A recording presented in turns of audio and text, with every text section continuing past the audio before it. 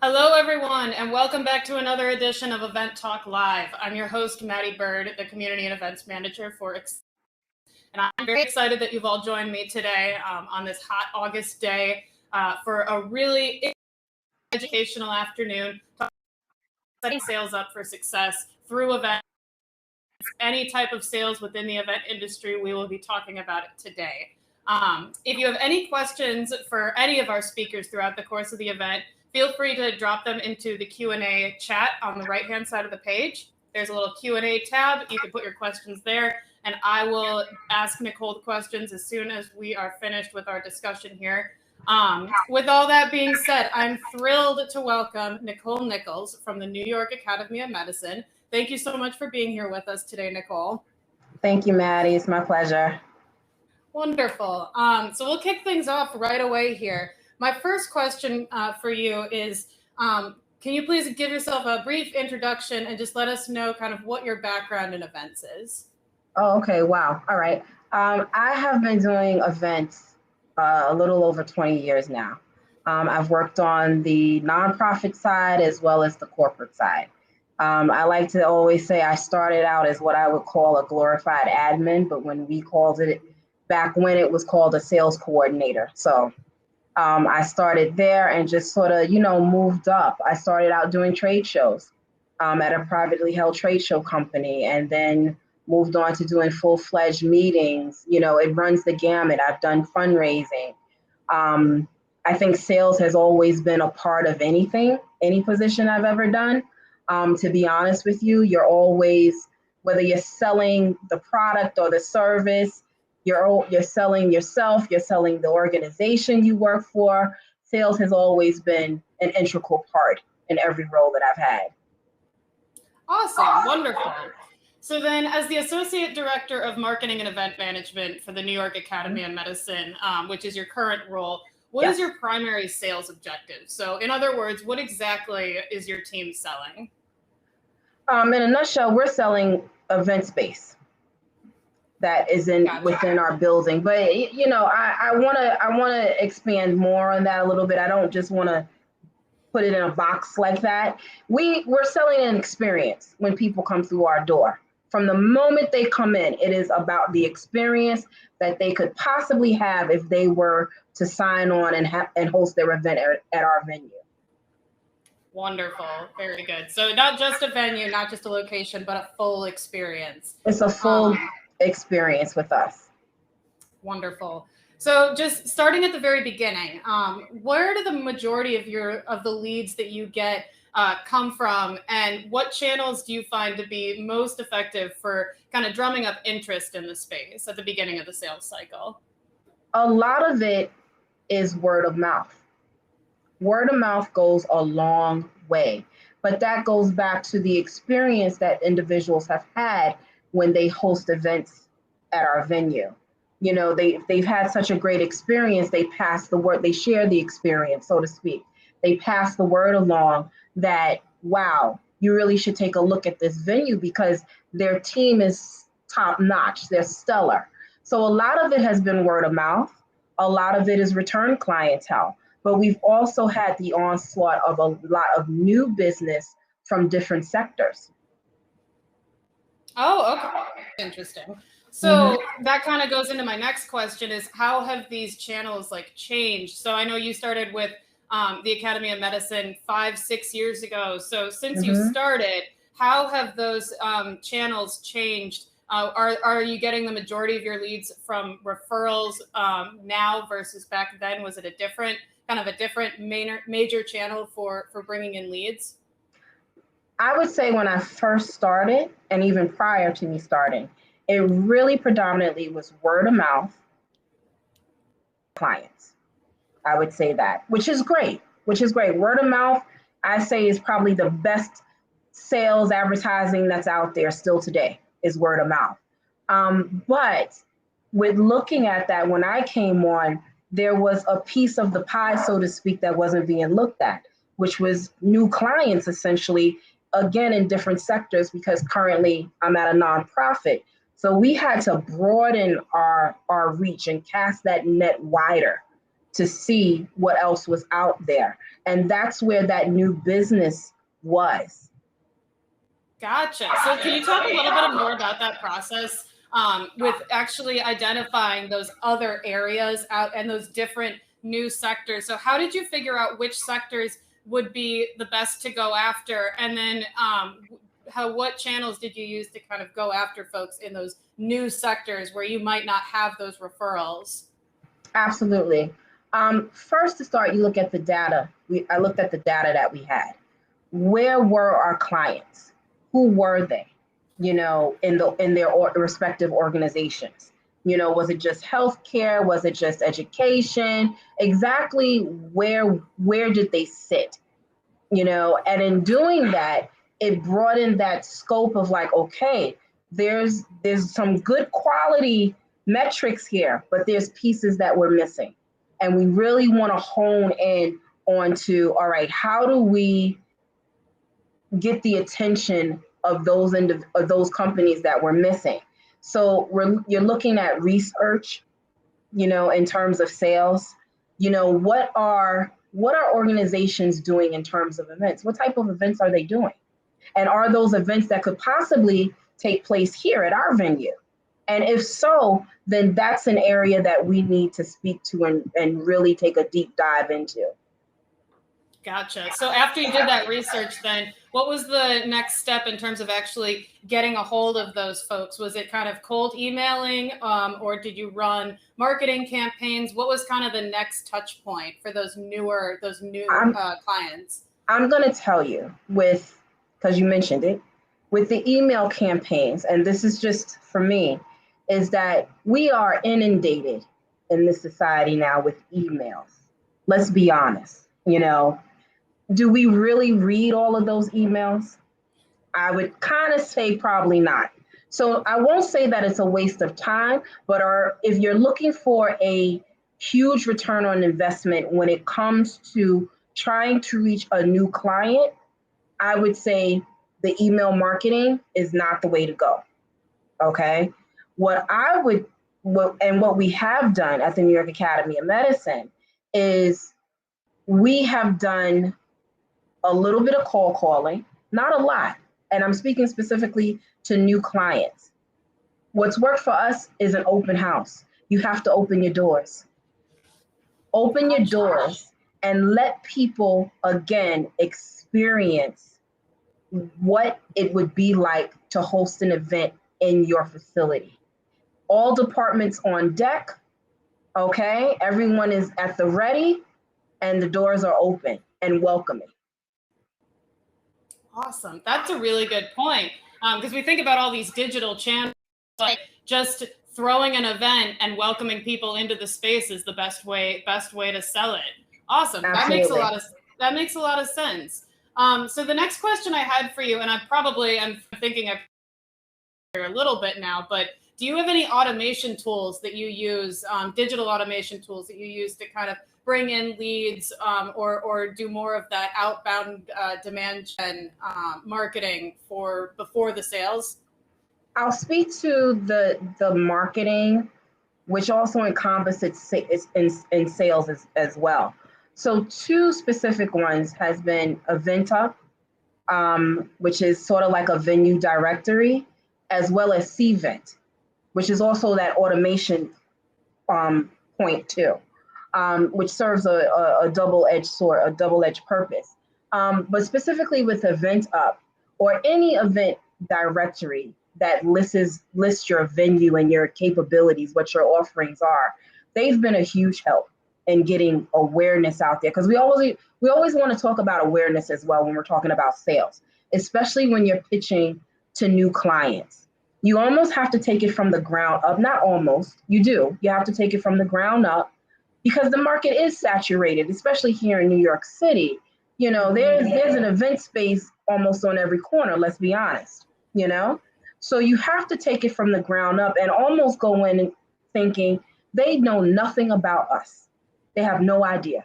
So I now have to make them aware, even before I start actually pitching to them, how we can help make their event a success.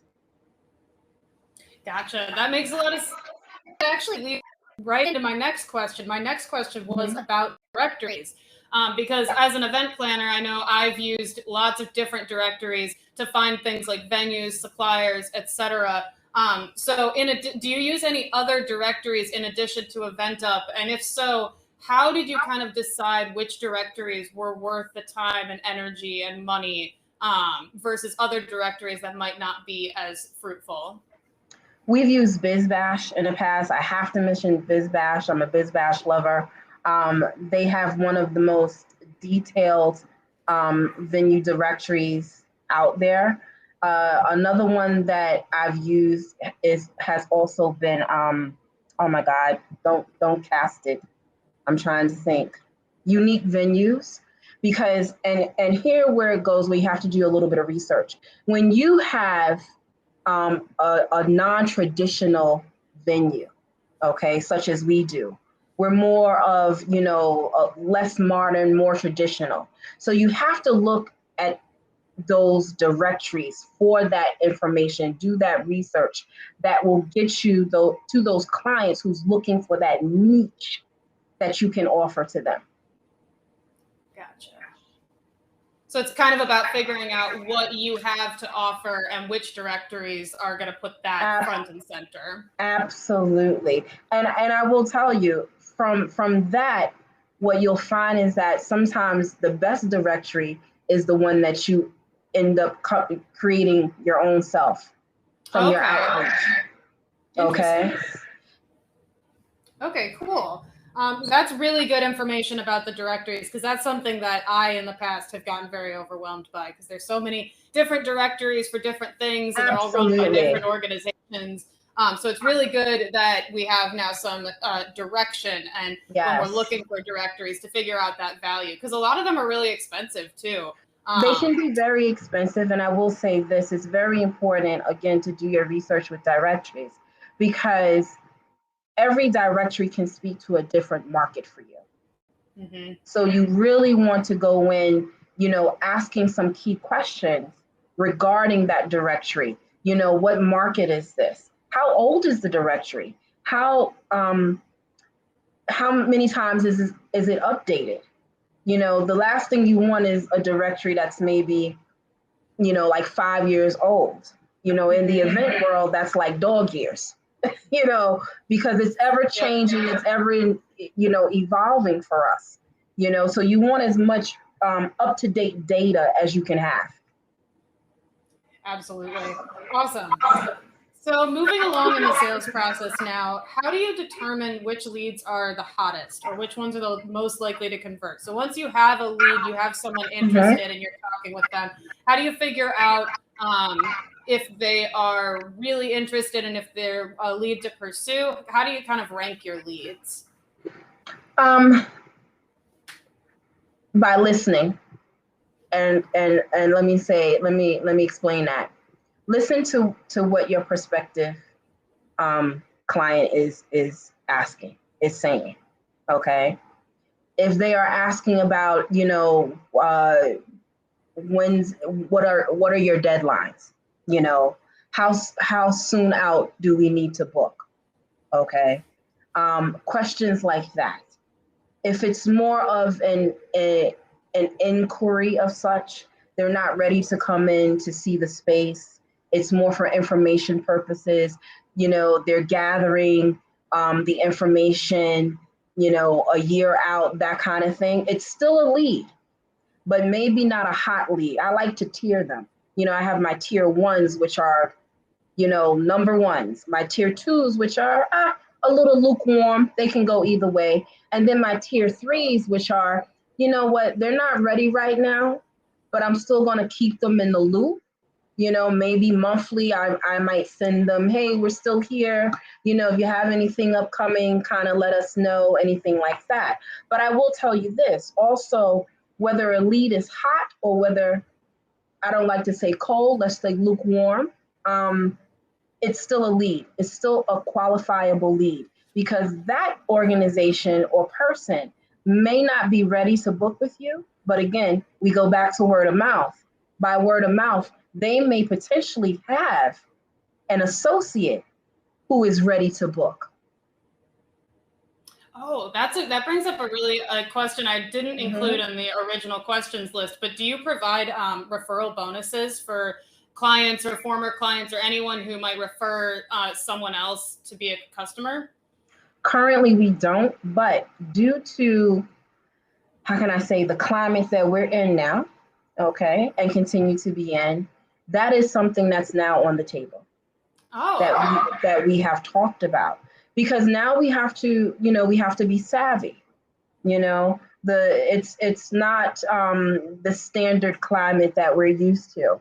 So now we have to come up with new invigorated ways of generating revenue, and you bringing that up is one of those viable opportunities for us to do so. speaking of revenue, let's talk about pricing now.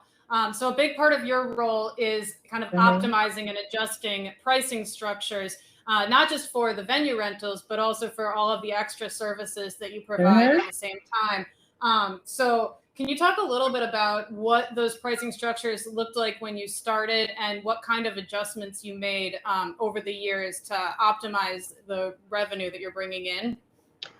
Sure. Honestly, when I first started, we were probably, and still continue to be, probably one of the lower end venues, so to speak, when it comes to cost, as to compare to sort of my research and what I've heard. And we kind of like it that way, oddly enough. We do offer certain discounts to our nonprofit sector, because we do appreciate the work that they do in that area. So that's sort of that, you want to call it, give back that we do. We also work a lot with TV and film shoots. So that is not sure what you would call your standard scale. That's customizable by the needs and the wants. So I would say we are very open to working with organizations, with, associations, etc., and finding where that sweet spot is. So it's kind of more of a flexible pricing structure and based on the client. Yes, it can be. Absolutely. Okay, wonderful. So we have a few minutes left. I just want to remind the audience, if you have any questions for Nicole, right around 2:20, in about 3 minutes, I'm going to start asking audience questions. So just put them into the Q&A section. If you open up the chat box on the right side and then go up to the top right-hand corner, you'll see Q&A, and you can type your questions in there, and we will get to as many as we can. But before that, just more questions for you. Yeah. You talked about this a little bit with the open house, but once you actually have a lead for sales process, can you talk a little bit about the types of tools and collateral that you and your team use to push them over the finish line? Do you do things like virtual tours? Do you have PDFs or videos that you give out? We do. We have PDFs. We have presentations that we send individuals of our rooms and everything. And I have to say, it's really a team. It's really collaborative, a team effort. What I mean by that is that, in our video, we're not just talking about our event spaces. We're talking everything that's in our toolkit. Okay. So just as we've all heard, what's in your event toolkit? What's in your sales toolkit? What's in your marketing toolkit? What's in your catering toolkit? What's in your AV tool? Every single piece of the pie plays a part in sales and the whole gamut. For events, everything is important to make that successful. And when sales is going out, you want to arm them with everything that's in that toolkit that I just spoke to. Every single solitary thing. Sales should be able to speak to, how high the ceilings are in the auditorium, the detailing in the walls, that's a selling point. Everything is a touch point. Yep. How much weight the ceiling beams can hold. So you can, if you want to hang a giant whale from the ceiling or something like that. Exactly. Is there an echo in the room? That kind of thing. Exactly. Mm-hmm. Okay, very cool. So we're almost to the finish line here. The last thing I want to ask you about is analytics. So we all know and you've talked about data a lot. So obviously your strategy is very data driven. as Mhm. most event planners and professional strategies are these days. So what are the most important metrics that you look at to determine success and keep optimizing your strategy over time? I would say the key metrics. Well, let me phrase it this way. The key metric is how your client leaves after their event. Okay. Yes. Can we talk about how many people came? Can we talk about, how packed sessions were? Yes, we can talk about all of that. But at the end of the day, what we're really talking about in terms of events is how did your client leave feeling after everything was said and done? That's what's most important. And for one of us, for us particularly, like we do surveys specifically to our clients. And we ask that, again, back down to every single detail, including housekeeping. Were the bathrooms clean? Now you may think, well, why is that important? I'll say it this way. It's like when you invite someone to dinner at your house. You want them to have the best experience possible so that when they leave, they're like, oh my God, that was amazing. It was an amazing host. An event is the same way. It's the same way. How does that equate into sales? Who wants to come into a dirty bathroom or dirty rooms? It's part of the sales process. So all of those metrics, again, are touch points that we asked our clients, how did we do? And you have to take the good with the bad. You can't just take the good and say, oh, we're done. Nah. No, we're not done. Got it. Awesome. And that's not what I expected you to say either. I expected something like revenue or number of people who show up to the events, but no, client satisfaction. So that's a really good thing for everyone to remember. It's the most important thing, client satisfaction. And let me just say this one last thing.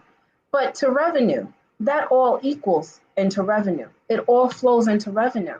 Because if they don't return, okay, but also bigger, going back to, again, word of mouth. The last thing you want is word of mouth to be out there that, oh no, you don't want to go to that venue. You don't want to do that. Okay? No, none of us want that. All of that feels right back into revenue. Yep, got it. Awesome. Well, thank you so much. I want to ask, is there anything else that you want to say to our audience that is important to remember about setting sales up for success before we jump into audience Q&A here? Absolutely. I would just say this. Engage every single department in your company. When it comes to events,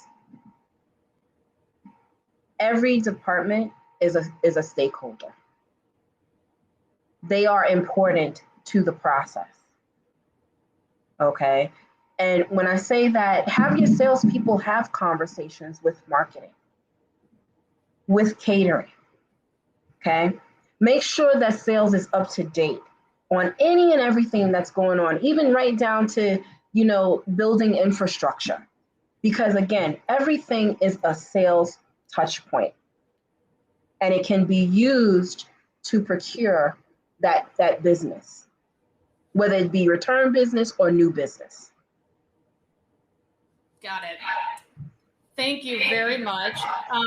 So now we have about 5 minutes left.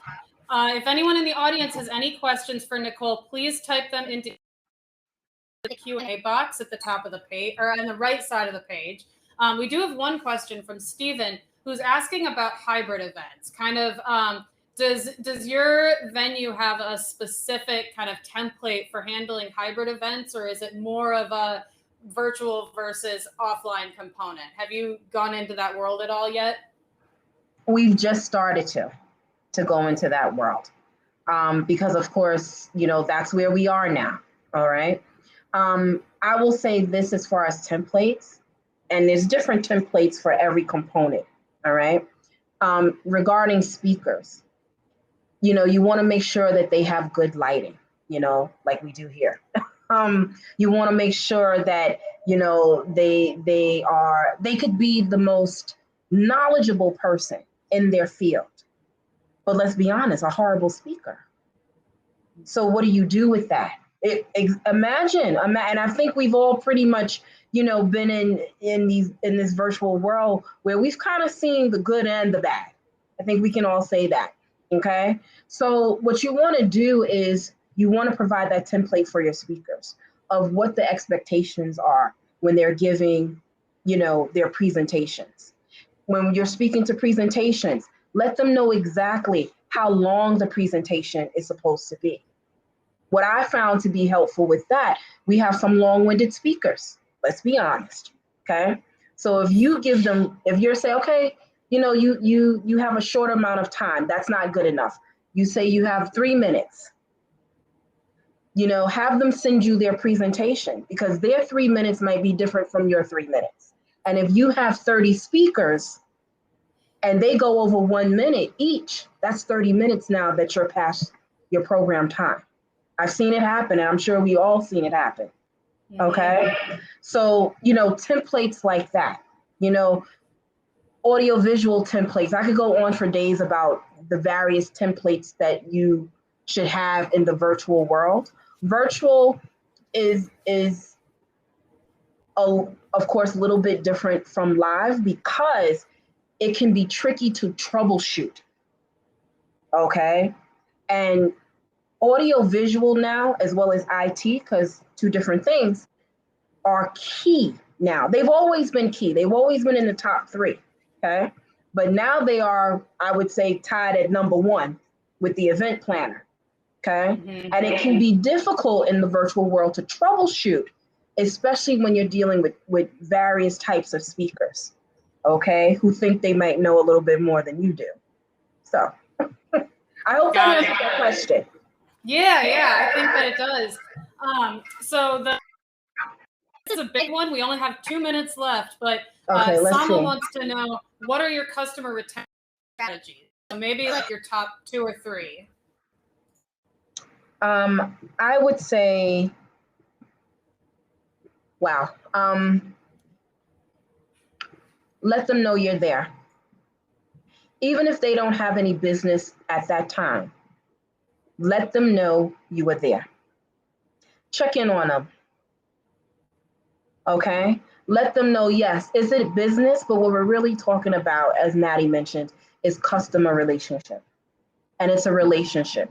It's a partnership. Remember that, even with sales. Okay? And that will pay off for you in the long run. And I've seen it do so. I would say that's my number 1. Awesome. Well, thank you so much, Nicole. This was amazing. We really appreciate all of your insights. And for those in the audience, Nicole will be back at 3 p.m. Eastern time for our Event Talk with the Experts panel discussion. Lisa Brown from Venus Promotions and Julie Fedenkoff from Ringmaster Events. And the next session on the main stage is going to be Dr. Kim from Bite Size Wellness. So stick around for an invigorating wellness break. If wellness isn't your thing, you can jump into one of our workshops and chat with either our CX or our. And we do have a lounge in the lounges section open up for the rest of the event as well. So lots of opportunities. Thank you again, Nicole, for being here with us today. And we will see you a little bit later during the panel discussion. Thank you so much, Maddie. And thank you everyone for joining us today. Greatly appreciate it. Bye, y'all.